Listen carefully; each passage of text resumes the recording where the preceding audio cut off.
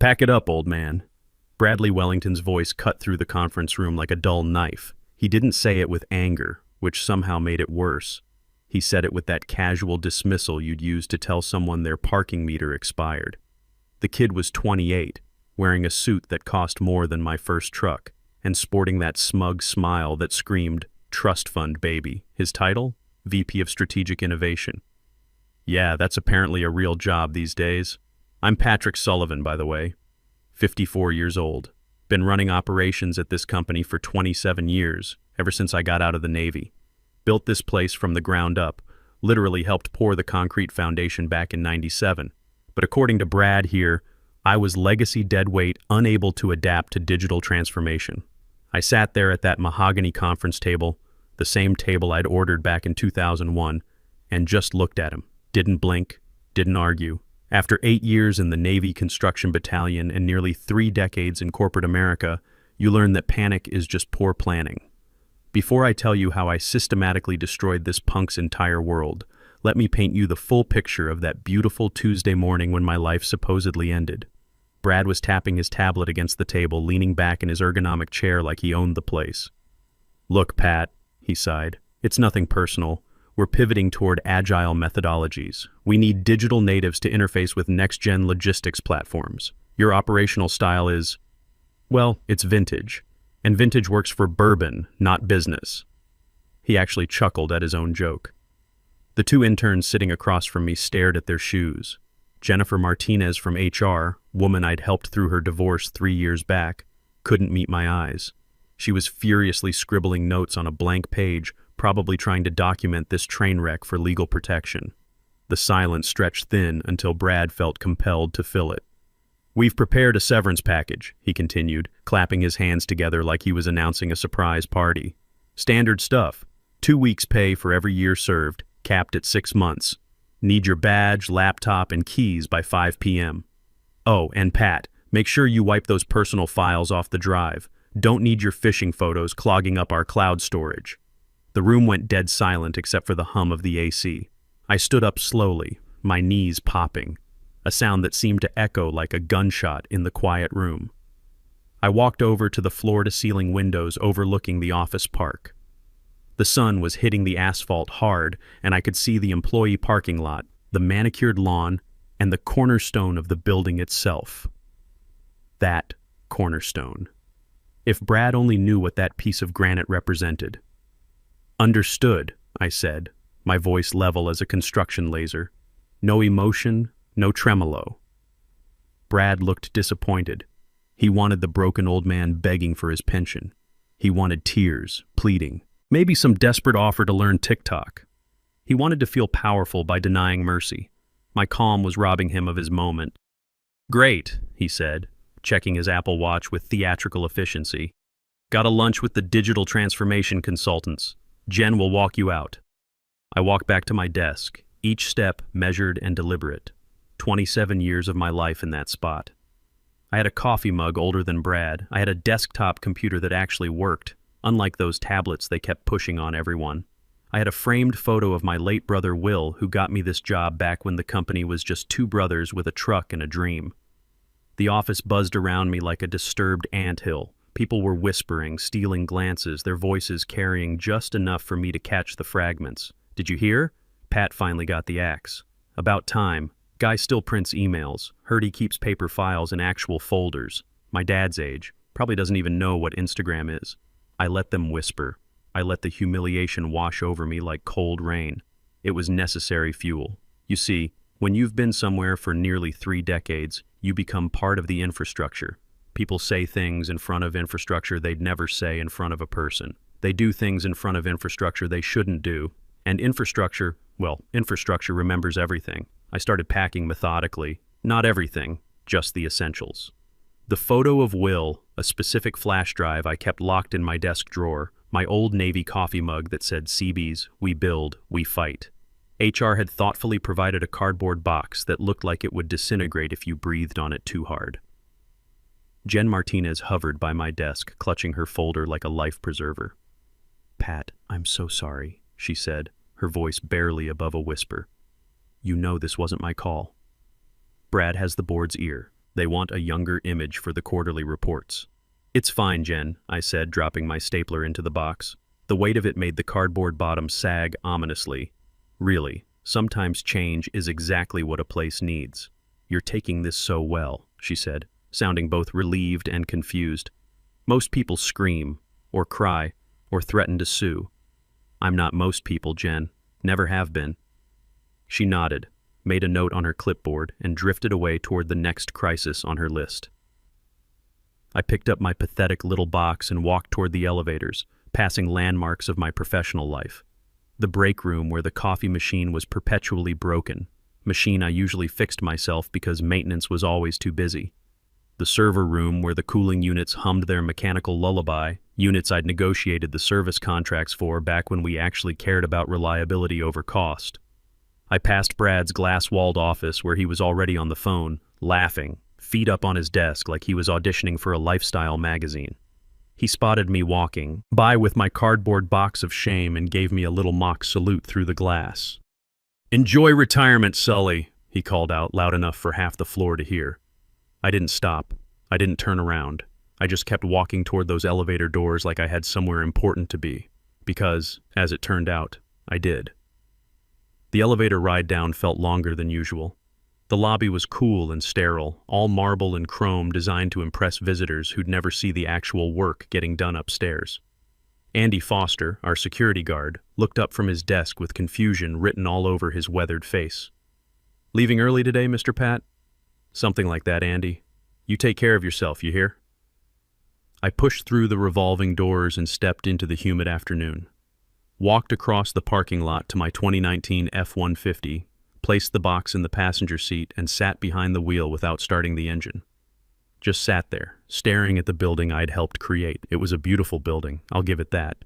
4 stories of gleaming glass and steel sitting on prime real estate with direct highway access. I remembered when it was nothing but a dirt lot with survey stakes. I remembered the smell of wet concrete and the arguments over zoning permits. I remembered writing the check that made it all possible. Brad thought he'd just fired an operations manager. He thought he'd trimmed some dead weight from the payroll, made himself look decisive to the board. What he didn't know was that he'd just declared war on his landlord. I reached into the truck's center console and pulled out my phone. Dialed a number I hadn't called in years, but one that was still programmed in my favorites list. "Hayes and Associates," a familiar voice answered. "Hello, Tim," I said. "It's Pat Sullivan." "Pat Sullivan? Jesus, I haven't heard from you since the lease renewal back in '05. Everything all right? How's the job treating you?" I looked up at the 4th floor where Brad was probably already measuring my office for a meditation corner or whatever passes for innovation these days. "Just got involuntarily retired about 20 minutes ago, Tim. They gave me the old digital transformation speech." "Ah, hell. I'm sorry to hear that, Pat. Age discrimination lawsuit? I can have papers filed by morning if you want to fight this thing." "No," I said, and for the first time that day, I felt something like a smile tugging at the corner of my mouth. "No lawsuits. That's too slow, too messy. I want to talk about something else entirely. I want to talk about the land, Tim. Specifically, about the lease agreement for this headquarters building." There was a pause on the line. "The lease? Pat, what about it? They pay rent. Everything's current as far as I know." "I want you to pull the file for Sullivan Holdings LLC, I said slowly, watching a maintenance crew trim the landscaping that I'd personally selected and planted 15 years ago. "I want you to review Clause 11B regarding structural modifications and code compliance. And then, Tim, I want you to start preparing for Phase 1. The silence that followed was the sound of a sharp legal mind connecting dots. When Tim spoke again, his voice had shifted from sympathetic to sharp and focused. "Pat," he said carefully, "are you absolutely sure about this? If we trigger that clause, if we start down this road, it's going to be messy. These people will fight." I watched a pigeon land on my hood and cock its head at me, like it was waiting for an explanation of what came next. "Brad wanted innovation," I said quietly. "He wanted to disrupt things, shake up the status quo. I figure the least I can do is help him accomplish his goals. Copy that. I'll start pulling files." I hung up and started the truck. The AC kicked in, blasting cool air that felt like relief and possibility. As I drove past the entrance sign, one of those sleek modern monuments that had cost the company $30,000 to rebrand last year. I let my mind drift back to where this all began. It was 1999, and the world was about to change in ways none of us could predict. The dot-com bubble was getting ready to burst with the violence of a depth charge, taking down companies that had seemed invincible just months before. Our company, Pinnacle Logistics, was hemorrhaging cash like a punctured fuel tank. The two brothers who'd founded it were selling everything they could get their hands on: trucks, patents, office equipment, anything to keep the lights on for another month. They were about to sell the land under the headquarters building to some developer who planned to bulldoze everything for a strip mall. Prime real estate reduced to a Subway and a nail salon. I was just the operations manager back then, a Navy veteran trying to build something stable in civilian life. But I was also a guy who'd just inherited some money from my grandmother, a Depression-era woman who didn't trust banks and kept gold coins hidden in mason jars buried around her property. I saw what those brothers couldn't see through their panic. That land sat on a major fiber optic junction with dedicated interstate access and room for expansion. It was a gold mine disguised as a dirt lot, and they were about to trade it for enough cash to limp along for maybe 6 more months. So I made them an offer they couldn't refuse, not as Pat Sullivan the employee, but through Tim Hayes and a shell company I created called Sullivan Holdings LLC. Named it after my family because if you're going to own something, you might as well be honest about whose name is on the deed. I offered to buy the land for cash, slightly above market value, then lease it back to them on a 75-year triple net lease. The brothers were so desperate they didn't even ask who was behind the LLC. They just saw the cashier's check, signed the papers, and saved their company. For 25 years, Pinnacle Logistics had been paying rent to Sullivan Holdings. The checks went to a P.O. box, then to Tim, then to a trust fund that I never touched except to reinvest in more real estate around the city. To everyone at the office, I was just Pat from operations who brought homemade chili to company potlucks and knew how to fix the perpetually broken copy machine. To the county recorder's office, Sullivan Holdings was a faceless entity that paid property taxes early and never caused problems. The original founders retired 8 years ago and sold their shares to a private equity firm that installed a board of directors who cared more about quarterly projections than the people who actually made those numbers possible. That board hired executives like Brad, young and hungry types who spoke fluent buzzword and looked good in investor presentations. Nobody from the new regime had bothered to read the original lease agreement. Why would they? It was a legacy contract on autopay, a line item in a spreadsheet that nobody questioned. That was their first mistake. I pulled into my driveway and sat for a moment, looking at my modest ranch house with its attached garage where I restored classic cars. I didn't live like a secret real estate mogul because I wasn't interested in impressing anyone. I lived like a man who valued privacy, preparation, and the satisfaction of work done right. I carried my cardboard box of corporate shame inside and set it on the kitchen table, then walked into my home office.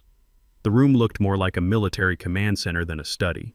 2 monitors, a locked filing cabinet, and enough organizational systems to make a drill sergeant proud. I unlocked the bottom drawer of the filing cabinet and pulled out a thick leather folder, the original lease agreement. The paper was heavy bond stock, the kind they don't make anymore, and it smelled like victory and careful planning. I flipped through the pages, scanning legal language I'd helped draft a quarter-century ago. Clause 4 covered rent escalation. Clause 8 detailed maintenance responsibilities. Triple net meant they paid for everything. And then there was Clause 11B, my insurance policy, my weapon of choice.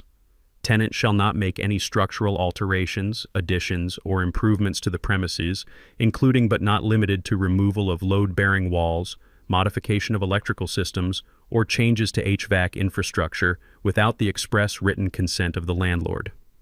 Failure to obtain such consent constitutes material breach of this lease agreement. Upon such breach, landlord reserves the right to terminate the lease with 30 days written notice. Perfect. Now I just needed Brad to be Brad. I fired up my computer and logged into the building's security system using credentials I'd established years ago. It had never bothered to change the admin passwords because they were understaffed and overworked, too busy chasing the latest cybersecurity threat to worry about legacy access.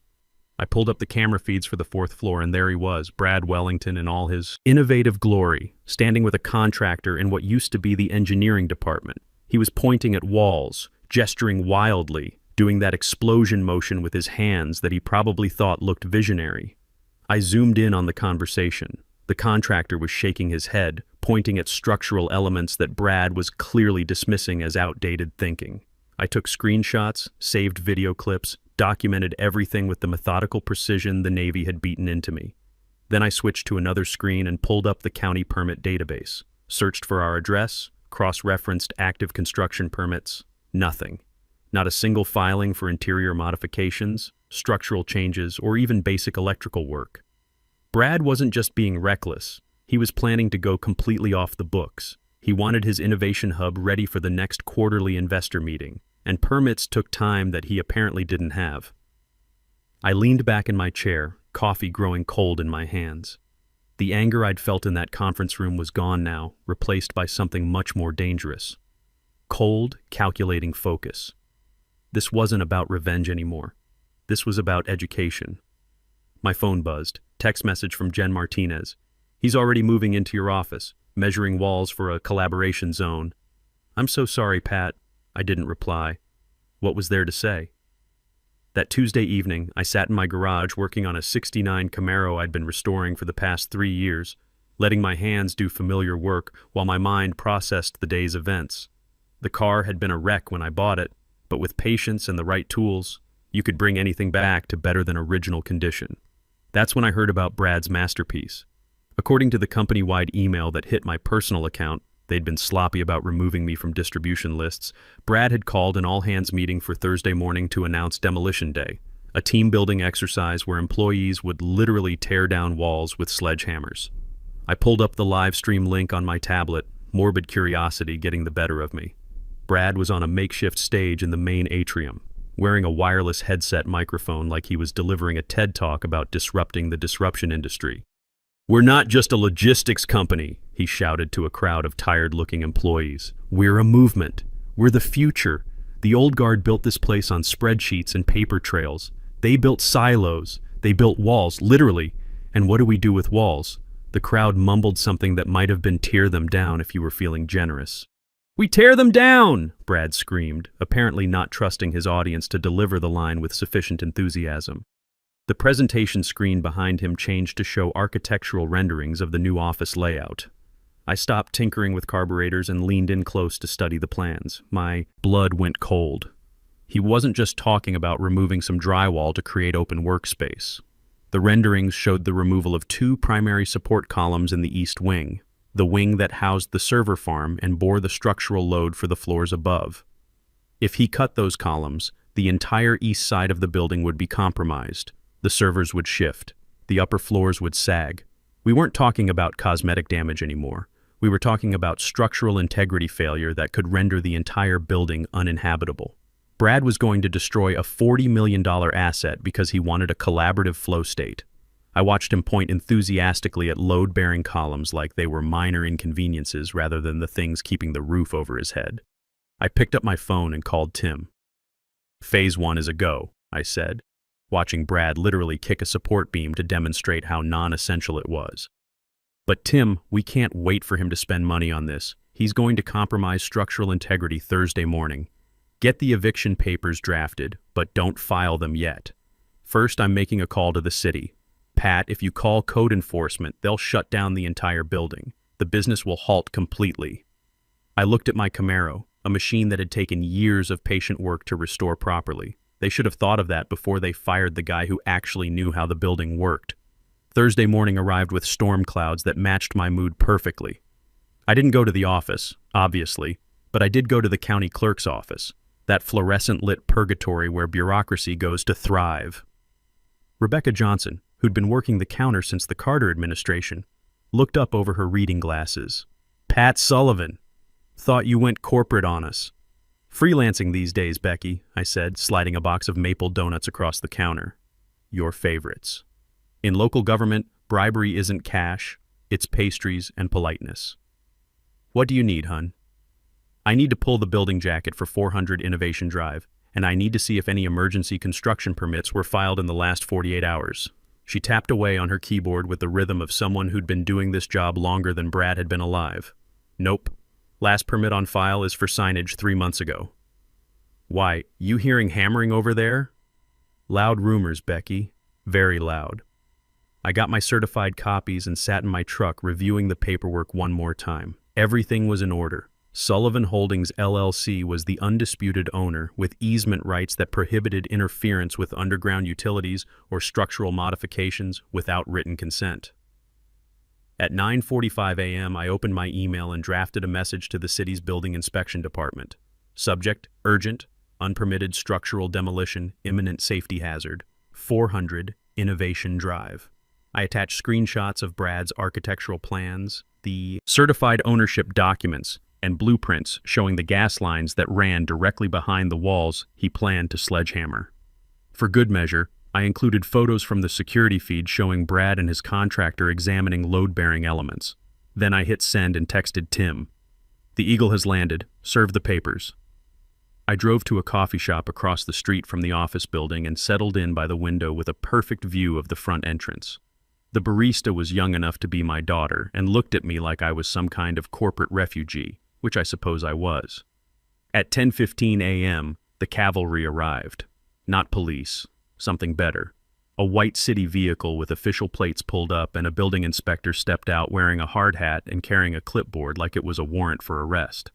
Behind him, the fire marshal's red SUV. I watched them disappear into the building and pulled up the security feed on my phone. Brad was mid-swing with a sledgehammer when the double doors flew open. The fire marshal walked directly to the DJ booth, because of course there was a DJ at 10 a.m., and pulled the power cord. The silence was beautiful, absolute and complete. Brad stood frozen, sledgehammer raised above his head, looking like a statue commemorating corporate stupidity.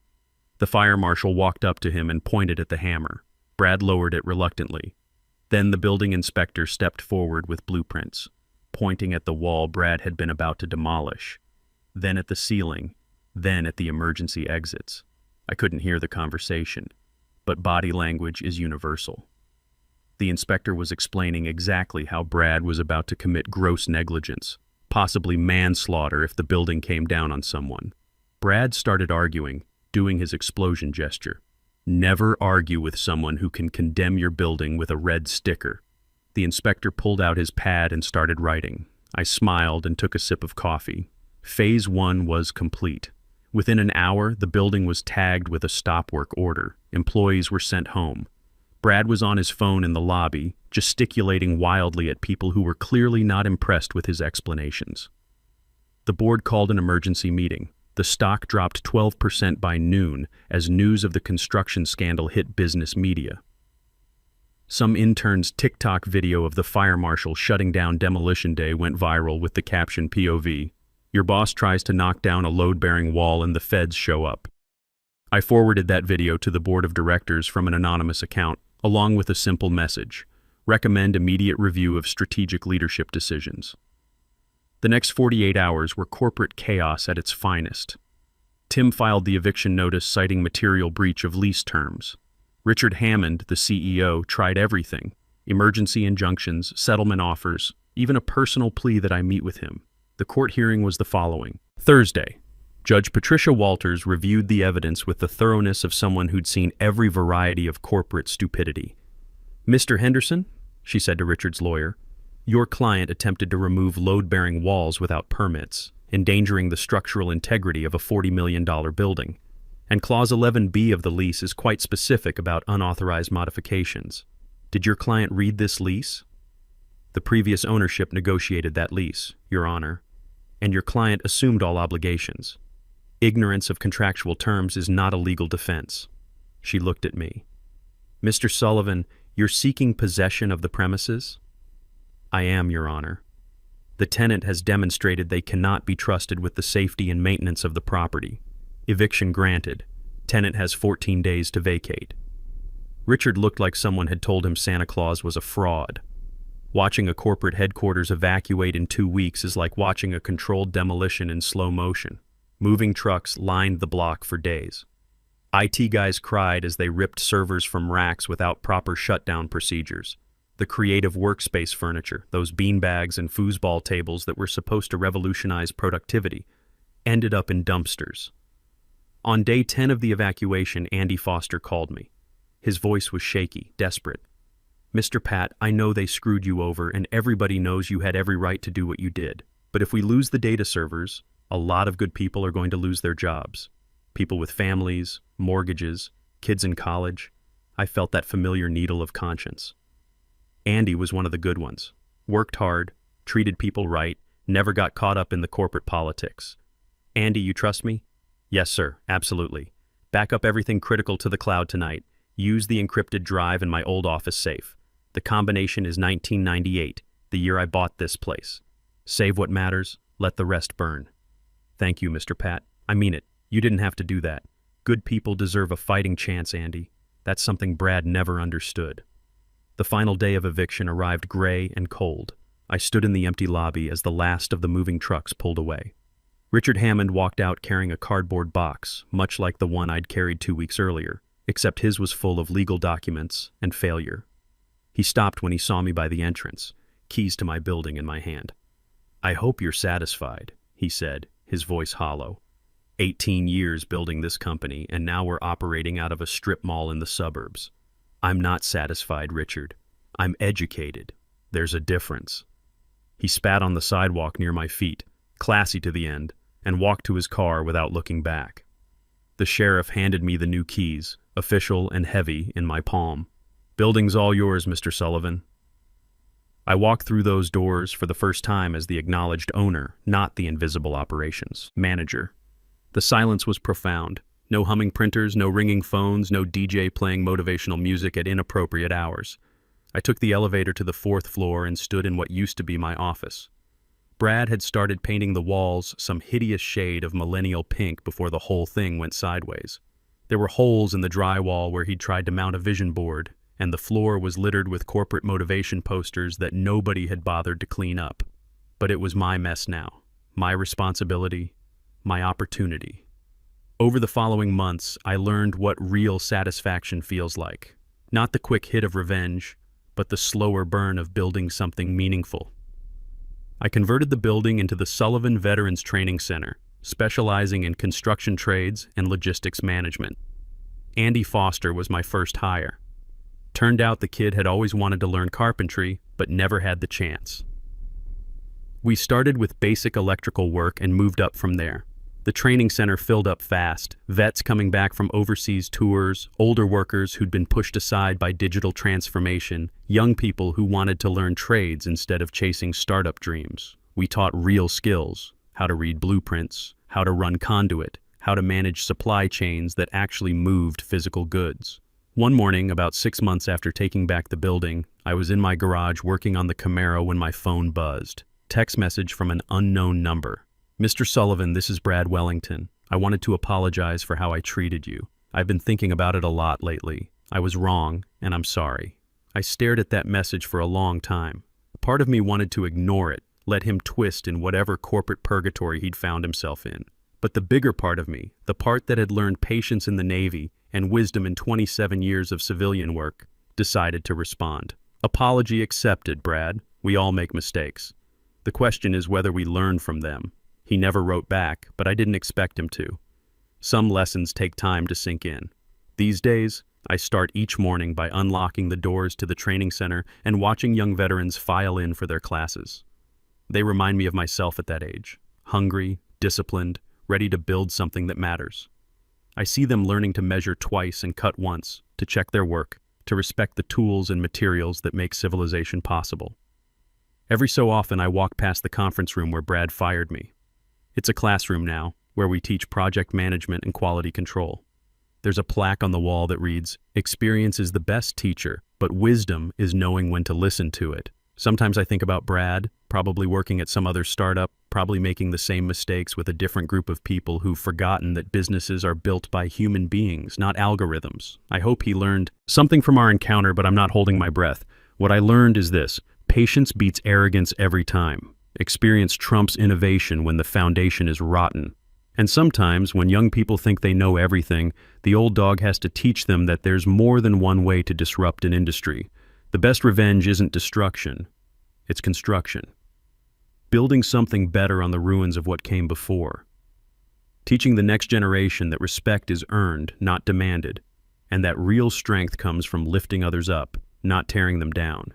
And sometimes, just sometimes, the furniture fights back.